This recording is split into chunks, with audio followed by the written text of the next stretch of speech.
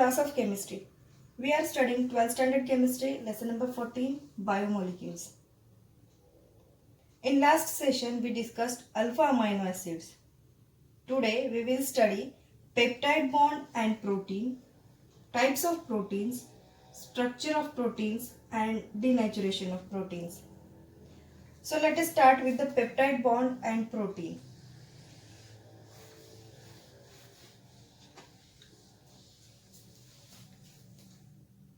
Students, as we discussed in last video, proteins are polyamides which are high molecular weight,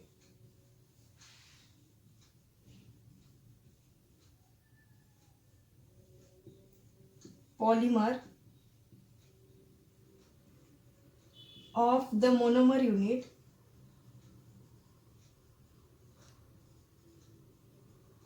called alpha amino acid.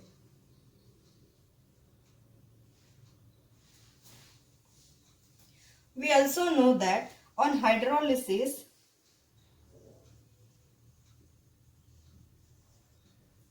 proteins gives mixture of alpha amino acids,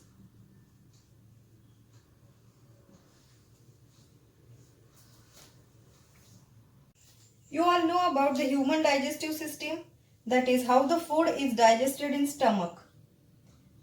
We all know that proteins breaks down into the peptides in stomach and the duodenum under the influence of enzymes. One of such enzyme is pepsin, which is secreted by the inner lining of stomach.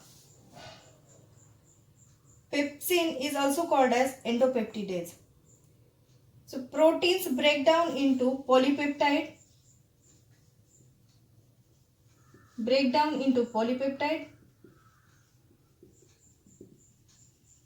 and polypeptides further break down into alpha amino acid.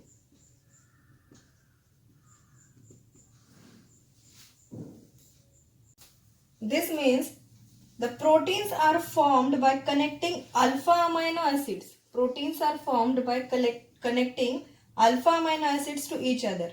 And these alpha amino acids must be connected to each other by some bond. And this bond is known as peptide bond. This bond is known as peptide bond.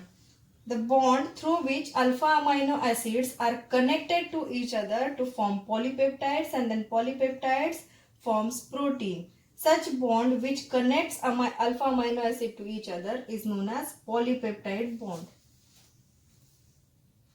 Let us see the example of formation of a peptide bond. Consider two alpha amino acids, glycine and alanine. Structure of glycine is NH2CH2COOH and structure of alanine is NH2CH3COOH. These two alpha amino acids, glycine and alanine, are connected to each other by the removal of water molecule to form a dipeptide called glycylalanine through a bond called a peptide bond or CONH bond. When water molecule is removed, CONH bond formation takes place. This bond is called as peptide bond, and this structure is glycylalanine, as glycine and alanine are connected to each other through a peptide bond. This structure is called as dipeptide, that is glycylalanine. This CONH bond or peptide bond is also called as peptide linkage.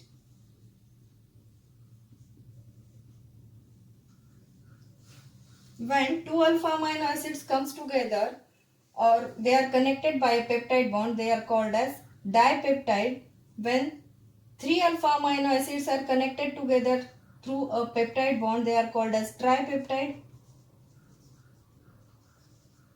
When four alpha amino acids are connected through CONH bond or peptide bond, they are called as tetrapeptide. When there are 5 alpha amino acids connected through CONH bond, they will be called as pentapeptide. When more than 10 number of alpha amino acids are linked together by a peptide bond, the products are called as polypeptides.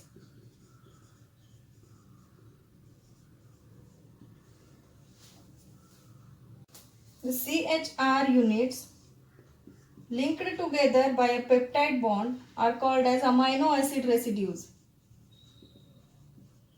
Amino acid residues. Proteins are polypeptides having more than 100 amino acid residues linked by peptide bonds.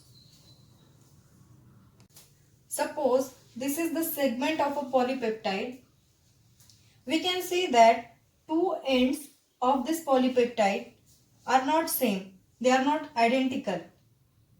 The end having free carboxyl group is called as C-terminal, and the other end having free amino group is called as N-terminal.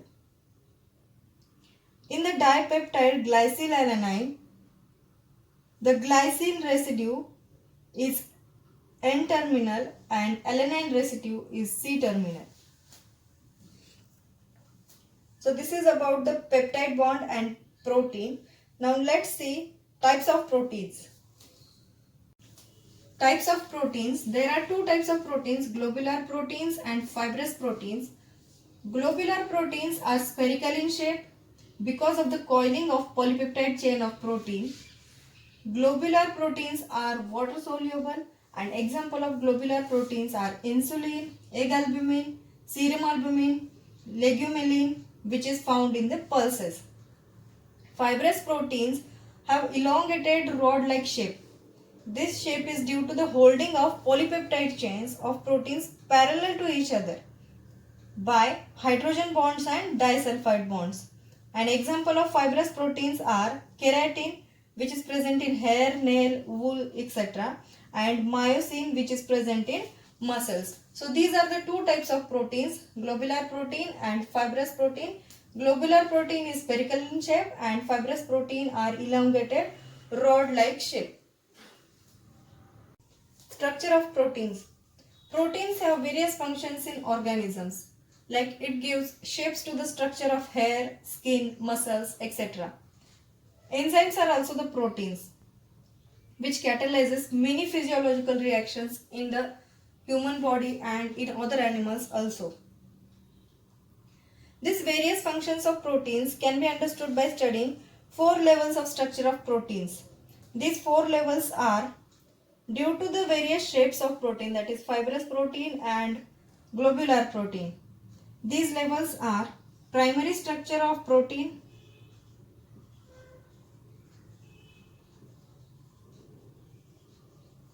secondary structure,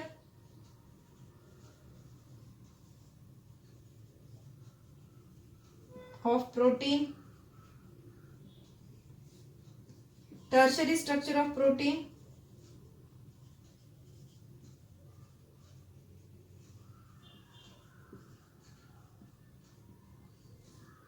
and fourth one, quaternary structure of protein.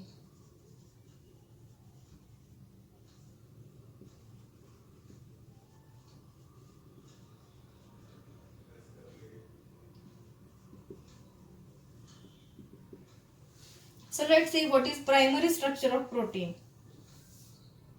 Primary structure of proteins. Primary structure of protein is the sequence of constituent amino acid residues linked by the peptide bond.